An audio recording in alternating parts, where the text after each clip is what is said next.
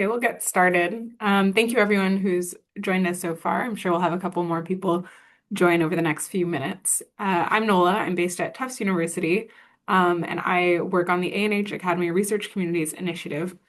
I'm so glad to have everyone here joining us today, and thank you especially to Claudia, Saskia, and Zabiba, who will be presenting on Enhance momentarily. I see a few familiar faces, so for those of you who are already familiar with the Research Communities Initiative, please bear with me. But for those of you who are not, we have organized these for people to share about successes, failures, and learnings from their research and to get feedback if they so desire on ongoing research. There are very few requirements to present. Anyone can present. All we ask is that you have a clear goal for doing so, and that you offer us a short description of your topic, and then save half of the presentation time for a question and answer period with everyone else joining. If you are able to, as you're joining, please feel free to turn on your video and introduce yourself in the chat. And then once we go back to the question and answer period, go ahead and unmute yourself whenever you have a question at the end. In the past, we've had presenters share their experiences from many different countries on many different topics. We've had people joining from Ghana, Nigeria, Pakistan, Uganda, Vietnam, and many others as well.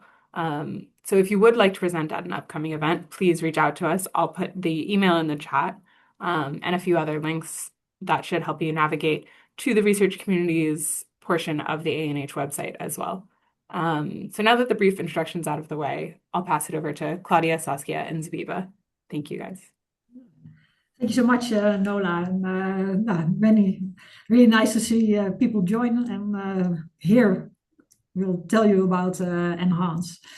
So Enhance is a platform that we've built and is now available for people to use, also outside of WFP. So before I start to introduce that, let me introduce our team. So we're here with Claudia, who leads the development of Enhance. Myself, I'm overseeing the development of Enhance and the partnership with the Zero Hunger Lab, Capgemini Netherlands, and Hopkins to develop it. And Zabiba is an expert user on our site who's very ready to answer any questions in the chat. So Enhance is a platform to do diet analytics, to look at cost of diets, diets that meet different criteria.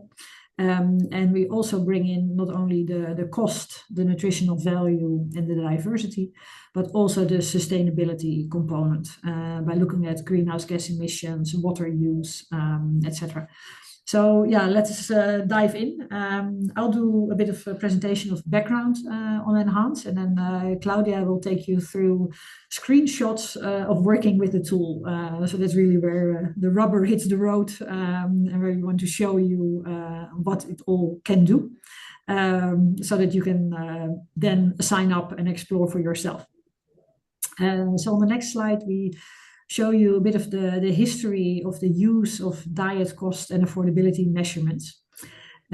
So to the left, for subnational level assessment and actually project assessment, Save the Children developed cost of the diet, linear optimization, to look at what is the lowest cost to meet nutrient needs of different target groups, different individuals. That was in Excel. Then they developed a desktop software, and in 2016 we started using it at WFP in our fill the nutrient gap analyses, really to unpack what restricts people's access to diets that can meet their needs, and then look at how can different sectors come in to improve that access. Sectors looking at health sector, food systems, social protection systems. And then we also started working with countries to do monitoring of their cost of diet. When you have food price data more regularly available, that of course can be done. Then we transitioned to Enhance, the development of which started in 2020. So by 23, we had a version available that would be used in our team for our field and nutrient gap analyses. We also jointly with others, Will, yourself, colleagues from Save the Children, developed a publication on methods to assess the cost and affordability of diets, because there are different methods, different tools that you can use. So this provides an overview of different methods available. And then in December last year, we launched Enhance Open Access. So that's why we're here now to share that. Then also since 2020, the SOFI report publishes yearly the cost and affordability of healthy diets globally, so country by country, national level numbers. And of course, the Food Prices for Nutrition initiative was very much at the core of that work and that development with FAO. And now there's also an initiative to monitor the cost of healthy diet in countries, so also going into subnational assessments. So what is our vision for Enhance? So Enhance is to be an open access analytical platform where you can identify food baskets. We say diets, but we really mean collections of foods that are healthy, that are affordable, and that are environmentally sustainable. And with that information, inform food system transformation and the integration of nutrition in a multi-sectoral scheme. So Enhance, I mentioned the partners very briefly. The 4 core expertise groups contributing. So at WFP, we are the owner and the primary user thus far. We have defined the analytical and the technical parameters. WFP system hosts the platform. All the analysis are done in the cloud. Capgemini has contributed, is a technological partner, so for building the solution and the architecture of the solution. And Zero Hunger Lab has developed the algorithm for the optimization. And Zero Hunger Lab is at Tilburg University in the Netherlands. And important to mention that all of these 3 partners have done this out of their own budget and resourcing, so contributing to this project together. And Johns Hopkins University guided us on how to integrate the environmental footprint data and also provided the first data set that we used for it. So a bit of a timeline on the development of Enhance. As I mentioned, we started in 2020, and that was actually with the development of the algorithm. And that's been a 4 years PhD project, so it didn't end in 2020. It continued. It also included visualizations, multi-objective optimization, and that integration is still ongoing. Claudia will show it to you. Then we took that into the digital platform. So Capgemini really started working on that together with tech at WFP in 2022. Then we were able to run 2 pilots in 23, and then the team was able to start using it truly in 2024 in 14 countries. And we just in December released now the open access version. And we will be launching later in the year the multi-objective optimization version 3.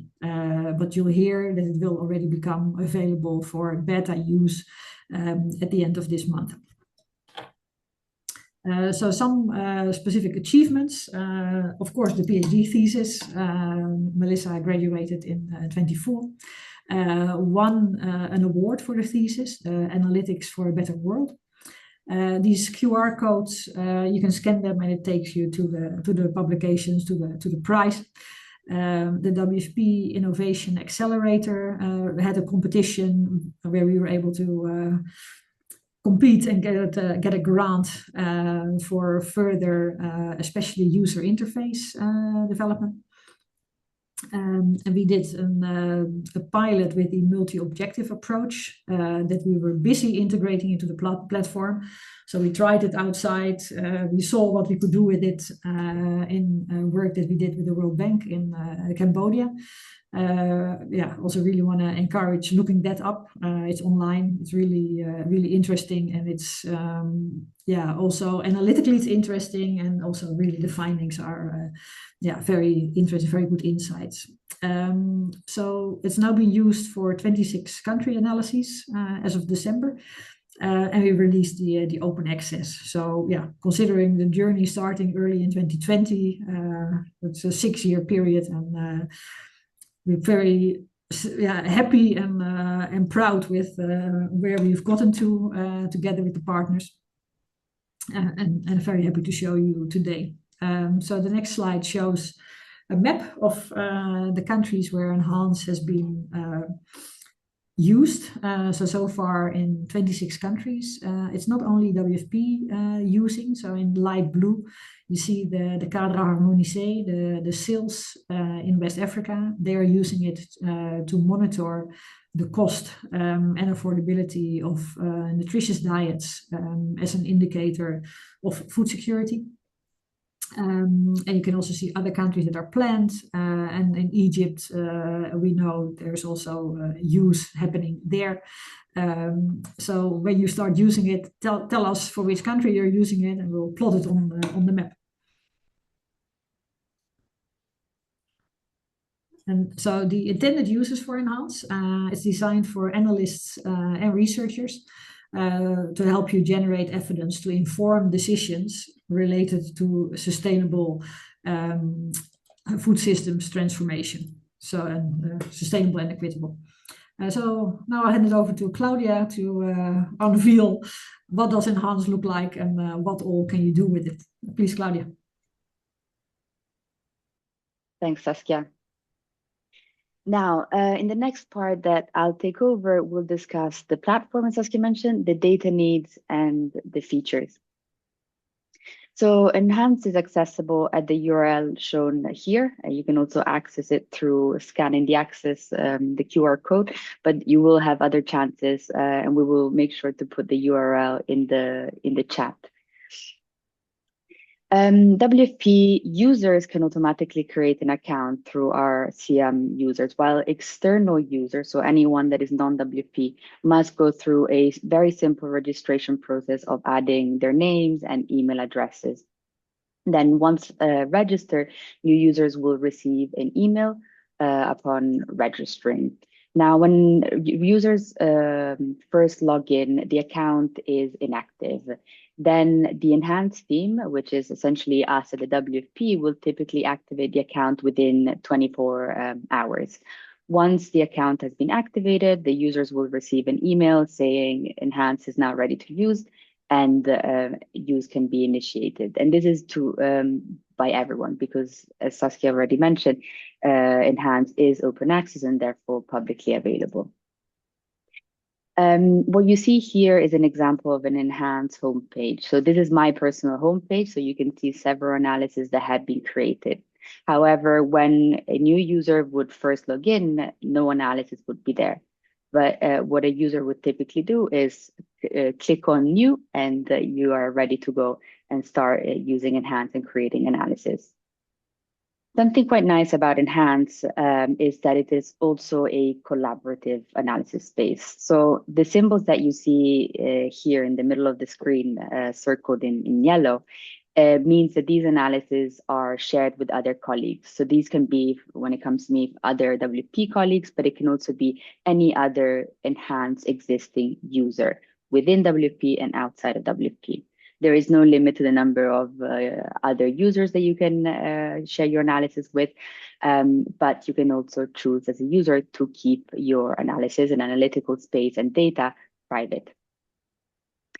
Something that we've also recently introduced, so between December and January, and this was also part of our support to the WFP Accelerator, is that we've introduced the ability to translate the platform in different languages. So currently users can choose, other than English, Portuguese, French, Spanish, and Russian, and we'll soon be introducing also Arabic.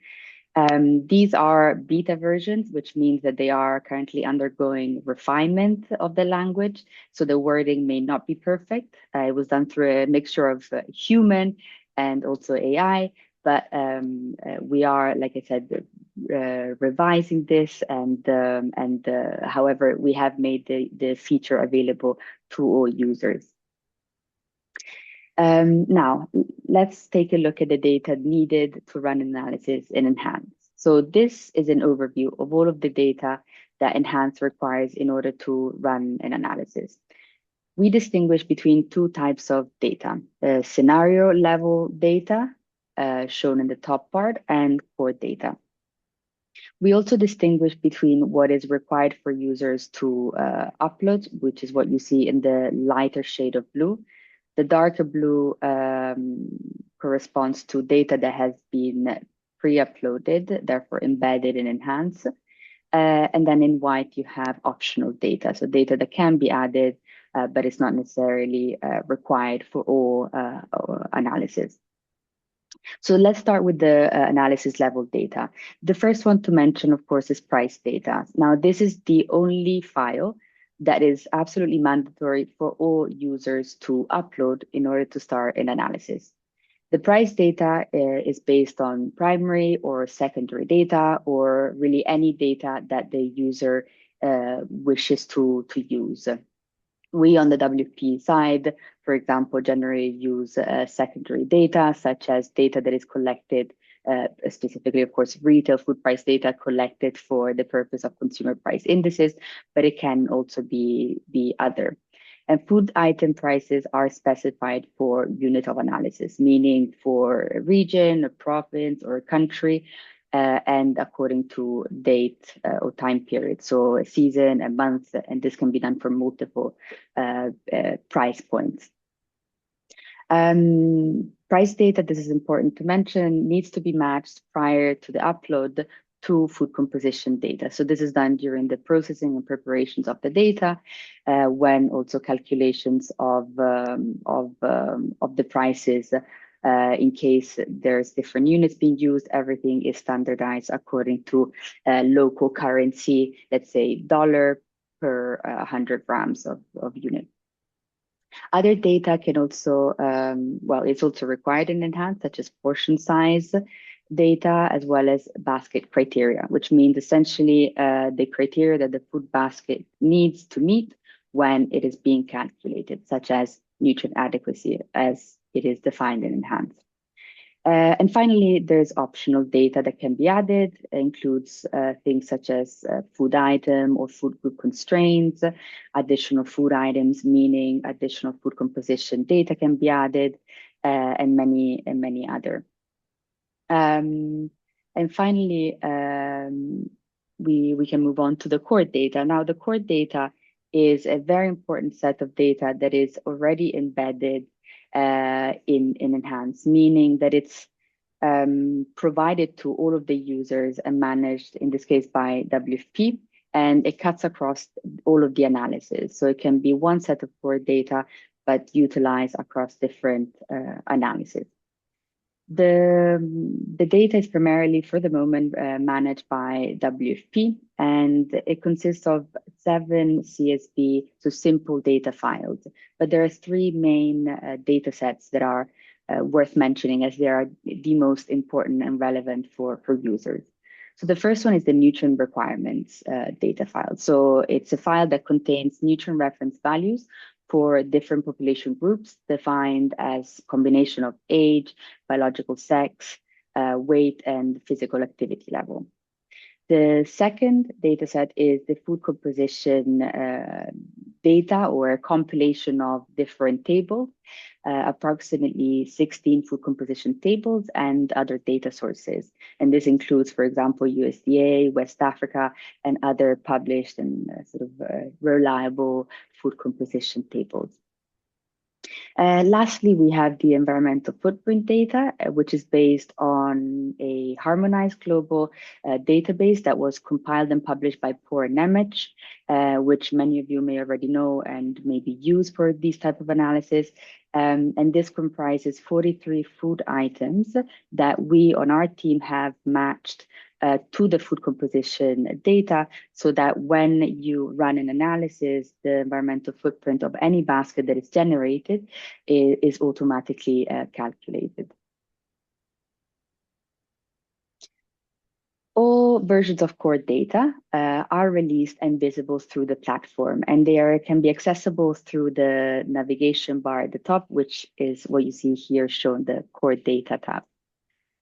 So this is what it looks like, an example of a core data that has been published. So this is the most recent one that we have available, which is the standard core data release of September 2025. We are actually about to release a new updated set of core data with new food composition table, but this is what is currently available.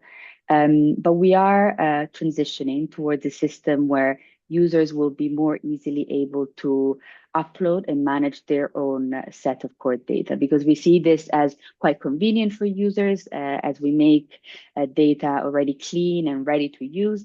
But we also recognize that some users, for example, may want to use national food composition tables and therefore want to upload their own core data. Documentation is available within the enhanced platform, and you can access a comprehensive user guide that is integrated into the user interface. So you can see up here in the navigation bar, user guide, and this is what comes up. So this is an example. What is shown here on the screen is chapter 3, which covers further documentation on all of the underlying parameters and the data that is used in Enhance, including their sources. Other sections that are worth mentioning are section 4. So this is called running an analysis using Enhance, and it's a step-by-step, quite detailed guide of setting an analysis up in Enhance. Including a description of all of the fields.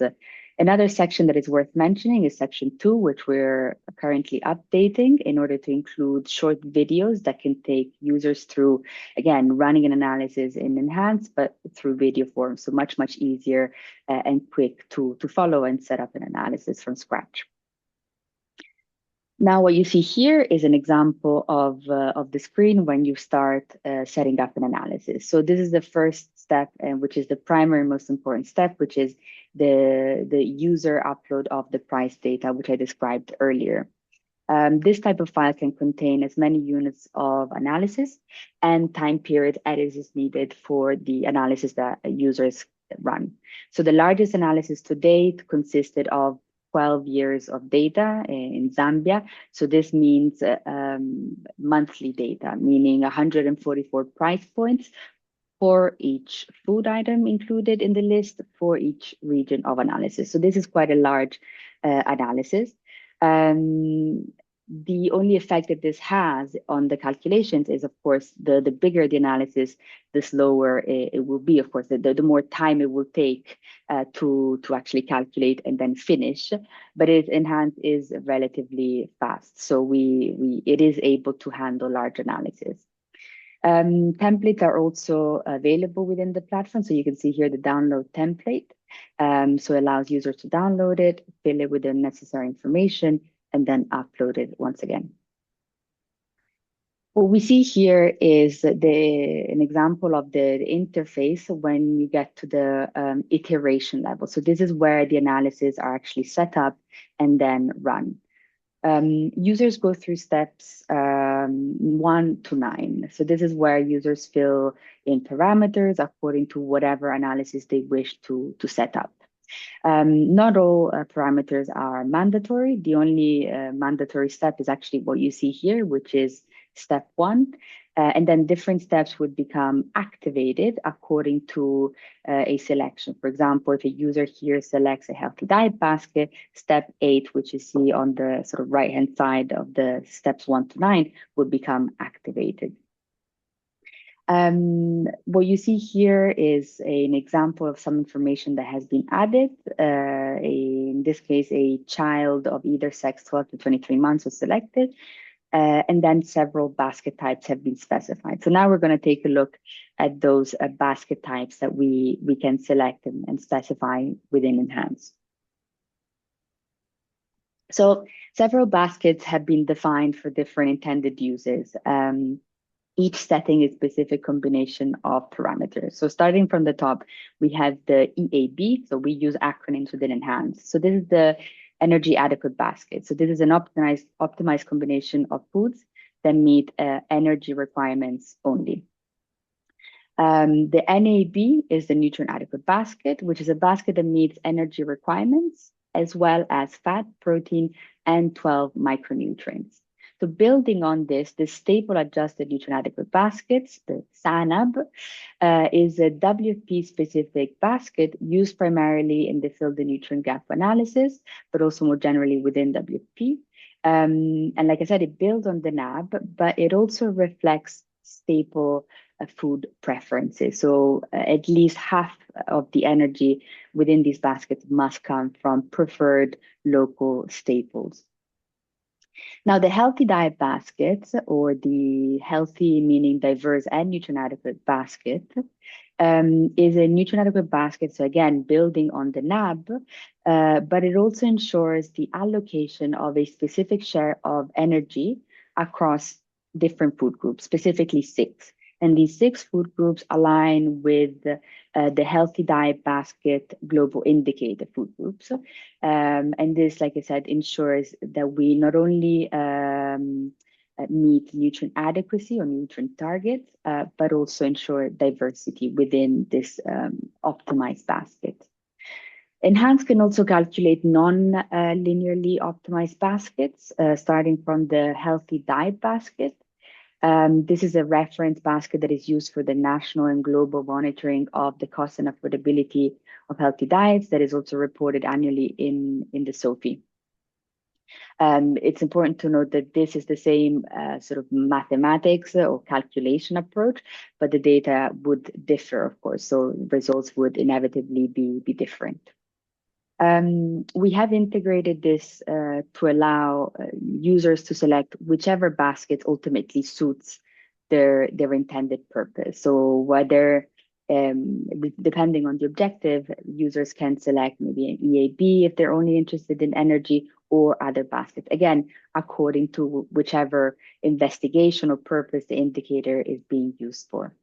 And finally, we have what we call the tailored diet basket, which allows essentially the users to custom baskets, which means that the users can analyze the composition or the nutrient adequacy of things such as household consumption surveys, or analyze the nutrient adequacy against targets of population or individual target groups of in-kind humanitarian systems, rations, school feeding menus, etc. So again, giving users quite a bit of flexibility here. Here we wanted to just delve a little bit deeper and dwell on the healthy diet basket, because we recognize that this is quite important for many users. Now, the pie chart shows the current implemented share of dietary energy according to the same methodology that we mentioned a moment ago of the healthy diet basket.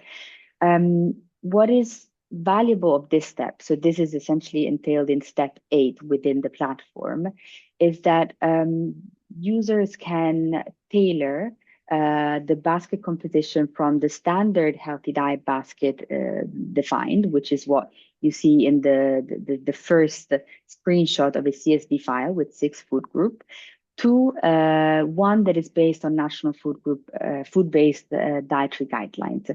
So what you have here is an example from a Latin America country, specifically Peru.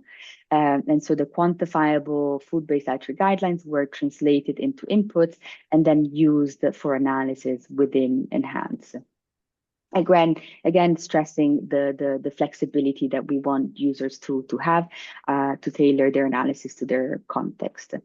More generally, and I mentioned this before, we have 9 steps, and across these steps, many different parameters can be changed, including objectives. For example, the objectives can be changed from minimization of cost to minimization of greenhouse gas emission or minimization of water.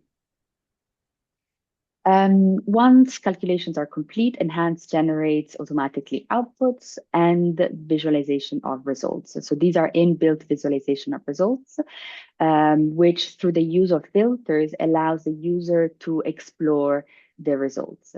Iterations, so different runs or different scenarios can be compared side by side, as it's shown here in the screenshot. And bar charts dynamically adjust according to the filters that the users select. Results can also be exported. Results are outputted by Enhance in terms of, or in the form of CSV file, and these can be uploaded and simply used in any statistical software such as R, Stata, or any other that the users are using. And this is especially important because there's a wealth of information that is outputted from Enhance that definitely deserves further exploration. In addition to the single objective optimization, which I mentioned a moment ago, Enhance will very soon, so we're talking about the next 1 to 2 weeks, we will release the ability to change the objective, not only to change, but to select more than one objective, so up to 3 concurrent objective functions. This means that users will be able to, in Enhance, create optimized baskets that not only minimize costs, for example, but at the same time minimize fresh water and greenhouse gas emissions. So any combination of up to 3 objectives can be selected. Once released, users will be able to visualize the results as it's shown here in the screenshot. What this is a dynamic scatter plot where results will automatically be populated and visualized, and users have the ability to use the filters that you see up top to apply these filters, so to change the axis, for example, and the values, and then by clicking apply selection, the graph will automatically update and dynamically change and visualize the results. And finally, we will soon be adding a section within the platform to guide users through affordability calculation. So this section will provide tools such as scripts in Stata and Excel to calculate non-affordability. Now I'm going to pass over to Saskia for summary and next steps. Yeah, many thanks, Claudia. Yeah, so very briefly. So just summarizing the key features of Enhance. So it's really fast, and the speed also has recently improved again. And it's traceable. So you can always go back to an analysis that you have done, and you can modify it because your question has changed, and you have shared a report and you get a request for further analysis. You can find what you were doing, and you can also work together on an analysis. So that's also very convenient. Well, Claudia showed you there's many different baskets that are already included, and you can also include your own parameters.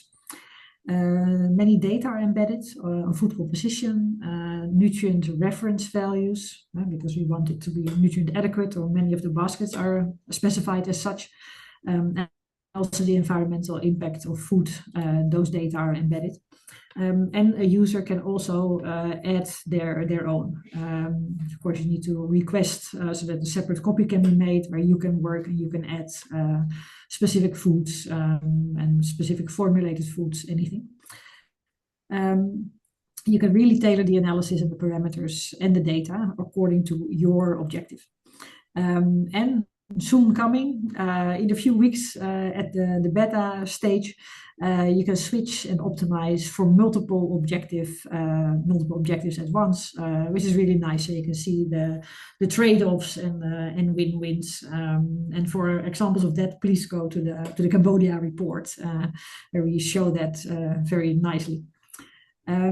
So next steps, on the development and release side, in like 2 weeks, that multi-objective feature will be accessible.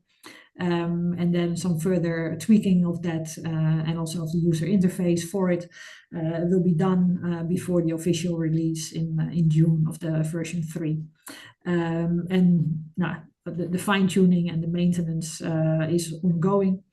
We have a manuscript in preparation where we really describe, enhance, and the parameters. The user guide, Claudia already showed you. That of course reads from right to left, so it's a bit more challenging, but even that will be included. And we're working on the training videos. So we really want to invite you to try. It's ready. I really want to thank the partners on Enhance development. Can you give us the next slide, Claudia? Yeah, great. So as you, I hope you see it. Tilburg University, the Zero Hunger Lab, Capgemini, World Food Programme, ourselves, of course, and Johns Hopkins University. And also grateful really for the donor support. And the donors here are the ones that enabled WFP's work on the platform. So it's the USAID, the BMZ from Germany, and WFP Accelerator. So now over for questions. Thank you.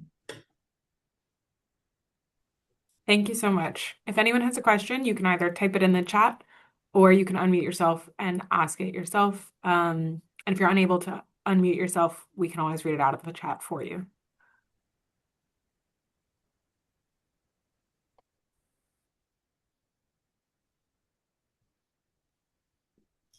So if others don't want to go first, I can jump in. I'm just saying this is amazing work and super great to have sort of followed it a little bit from the beginning. I just want to ask about one specific aspect of it, which is the food matching. So you very nicely have already quite rich representation of food composition tables. Can you say a little bit more about how item descriptions are matched to those food composition tables? Because you have the verbal item description, in whatever local language. How do you match it in terms of quantity, moisture content, and that sort of thing? Maybe I'll take this question, yeah. But I'm sure Zebiba has something to add on this. So we, depending on where the price list comes from, so with the items listed, we either go through like a fuzzy matching, or more typically it's done manually. So we go through lists of 100 to 100 foods, depending on the source of the data. And then with local stakeholders, typically for our team and the WFP, so it could be government, Bureau of Statistics, and go through the data sources and match according to the sort of criteria that we typically use. So we go through a hierarchy of matching where we match items to the national food composition tables, if there's any that are published, even if it's not part of the enhanced current database, which I mentioned. We typically add it to the list of the food composition tables that we have. If there's no national food composition table, that we go to a regional level. If not, a sort of best match according to the best food composition match that we can find.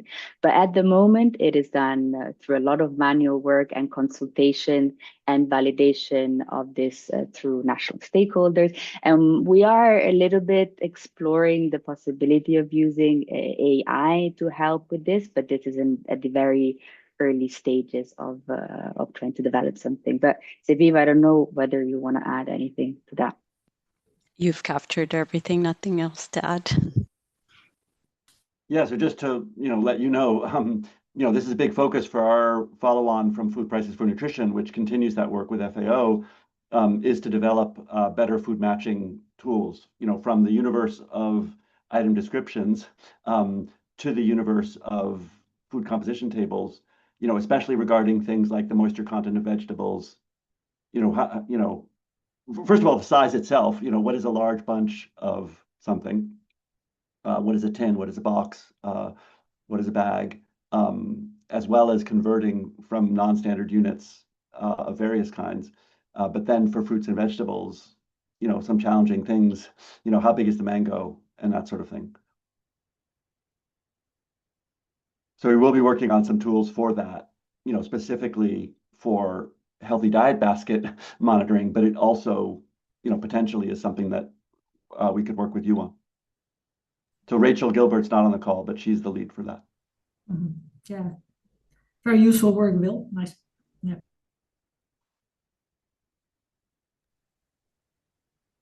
Maybe I would just add that mention to this kind of work can also be useful. The integrated user guide gives us a lot of flexibility also to guide users.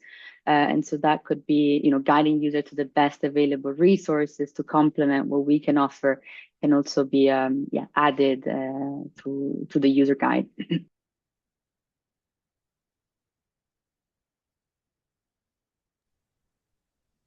See a point from the chat asking for a confirmation that the current analysis is based on retail,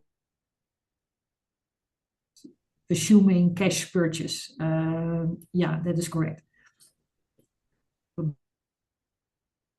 Assessment, we will look at people's food expenditure, and self-produced is then converted to expenditure equivalent. And self-produced is then also the price conversion includes as if it were retail and it were purchased and it was so it is in there depending on the source data. But we assume for all the analysis it's the cost in the market and it's the purchase. Yes.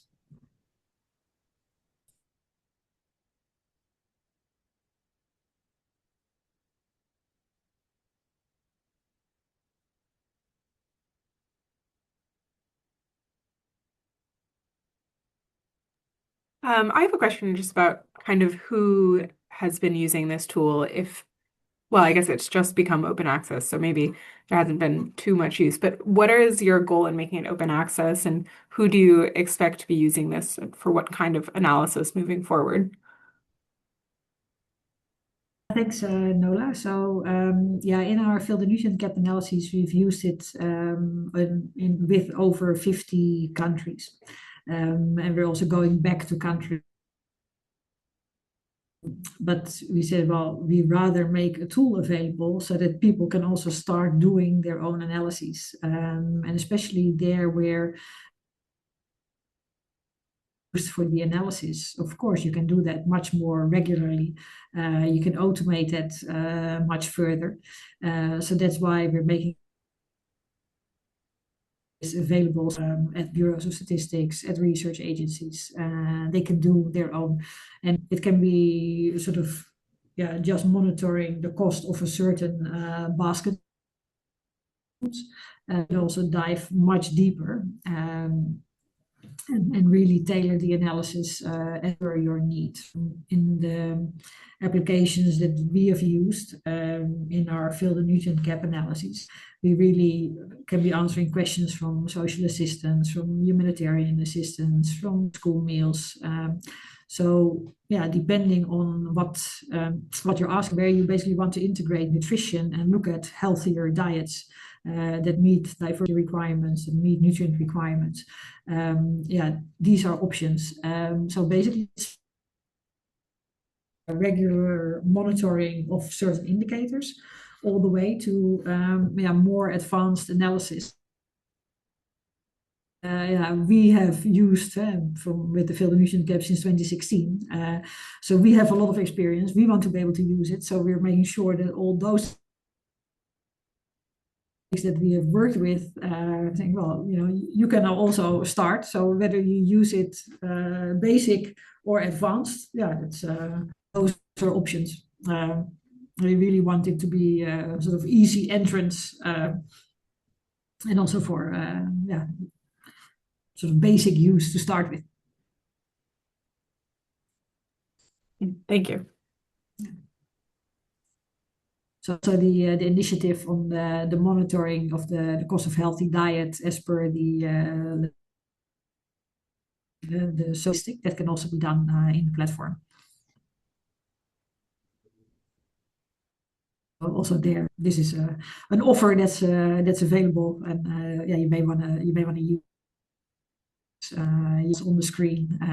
You can interact with it. Yeah, it's very user friendly. And for anyone else on the call, I've added all of the links to it on the site page for the event, so you can reference those again afterward. And I'll reshare that link in the chat.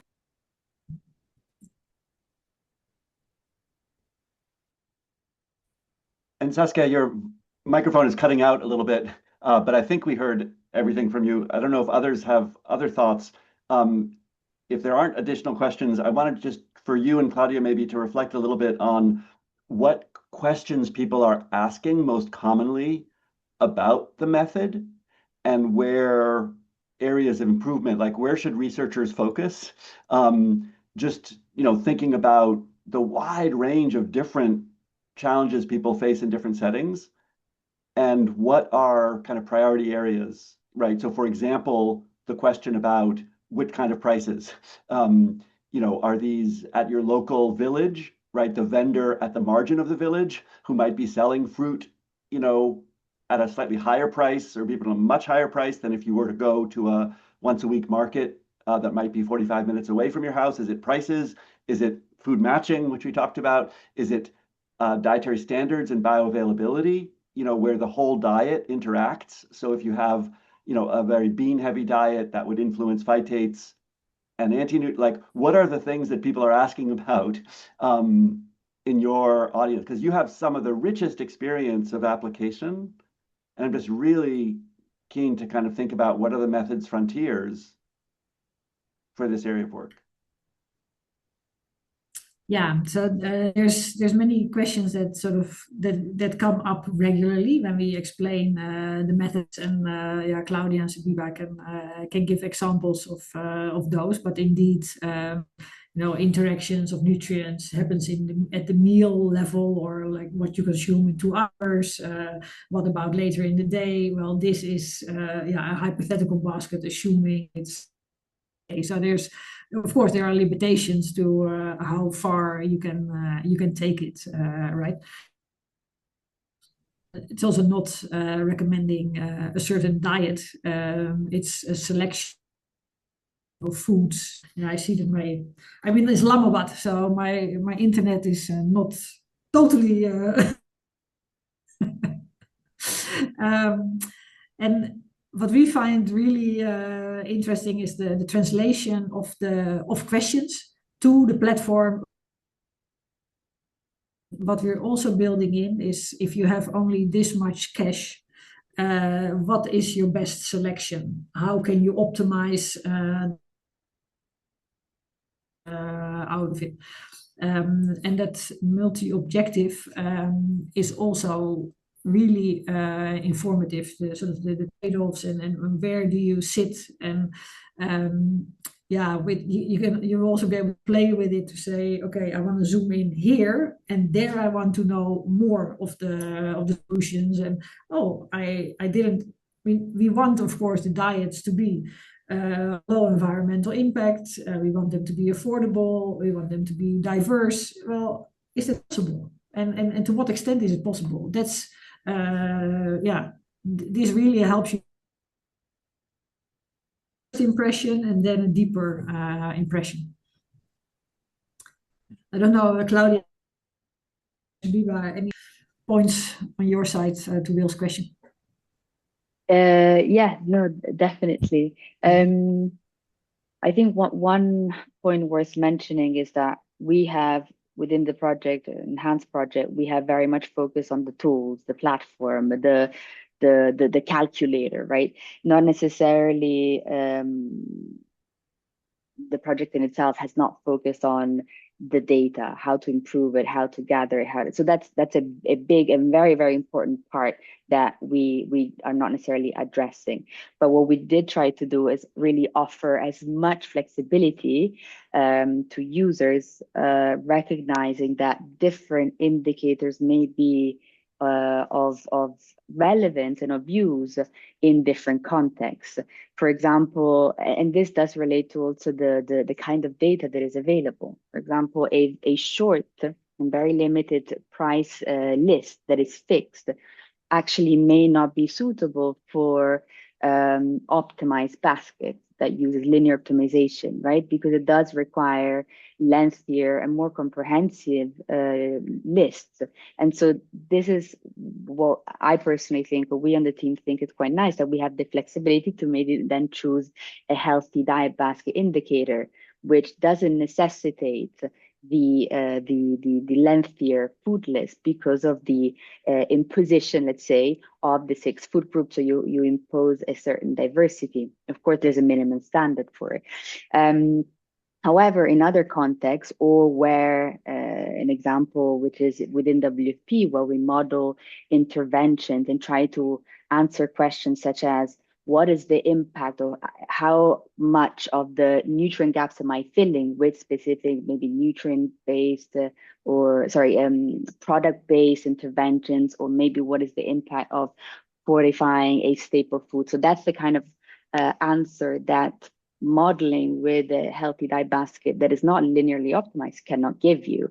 So what will be interesting is to then develop guidance to make sure that we don't confuse users with too much option, and ensure that it's clear when these applications or specific approaches and methods are suitable according to the different context. So it would be really interesting to see how different pools of users across different organizations, hopefully beyond WFP, use the tool. And I'm especially curious about the application of the multi-objective, because we've seen one application within the context of Cambodia, but because of the multiple permutations and combinations options that you have of the objective, there is much more that can be explored. So I'll say that. Maybe if I can add a couple points.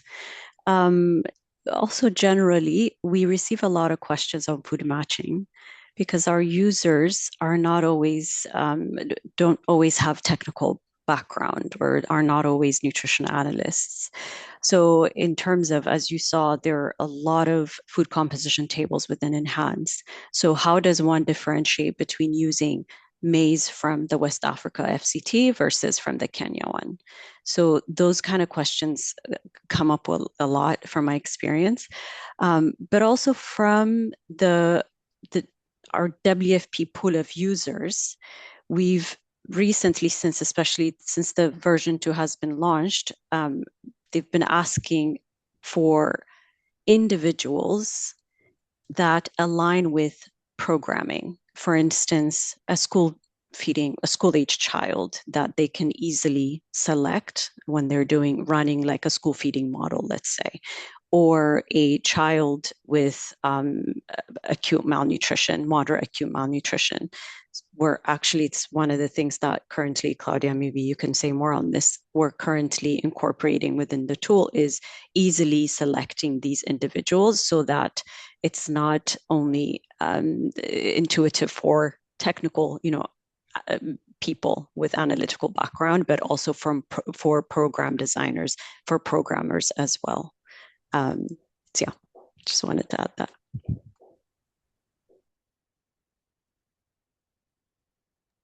We have time for probably one, maybe 2 more questions. So I encourage you to use the chat if you can't unmute yourself, but take the opportunity to ask your questions while we have Saskia, Claudia, and Zabiba here.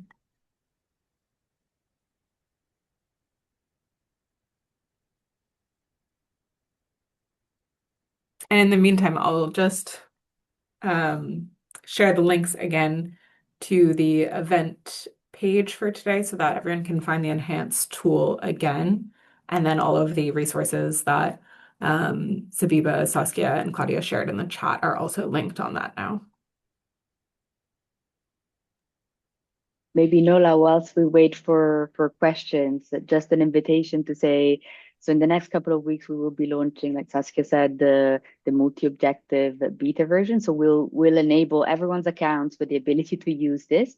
But as on this feature, as of any other feature, we really encourage any user to send us feedback for potential improvements. We're very much open to improving the platform and make it more usable, accessible, and useful. So just to encourage, if anyone does use the platform, to reach out for any feedback that we welcome very much.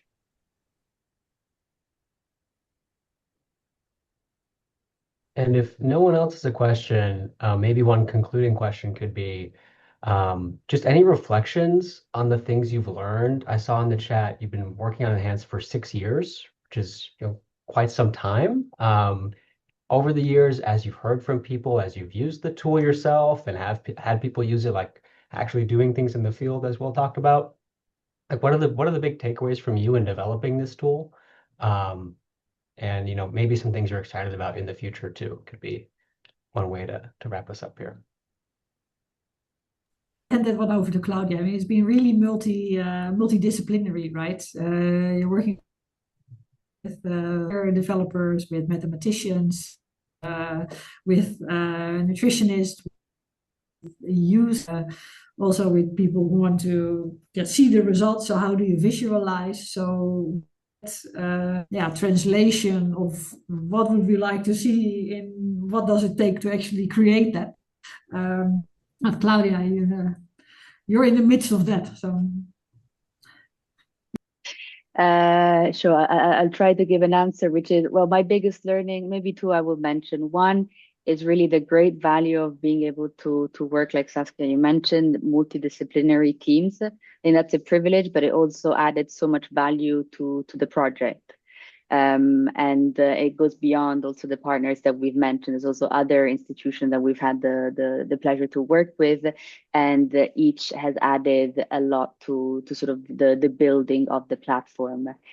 And the second would be around the development of digital tools and the development, how flexibility is something that is inherent and you must take into account throughout the process. It's not quick, it's not easy, but flexibility also has its benefits, that you can adapt to an evolving world and needs. However, I'm not sure how applicable these reflections will be in an ever-evolving world with digital advances that we can barely keep up with. So maybe in the future, actually building such a tool, except the algorithm part, which has a lot of research and a whole PhD over many years behind it, will be much easier in the future. Who knows? Being agile is what we have. It's not sort of a project management style, this kind of work. Yeah. And I might add, efficient and low cost. At this time, just important to remember just how much stress WFP must be under, and the ways you've been able to be agile, and deliver analytical tools, at scale, at low cost is very important to recognize, because of the challenges faced now. Yeah, thanks, Bill. Yeah, we also had some challenges with who can contribute what when, etc. Yeah, we're very happy with where we are with the tool and what it enables.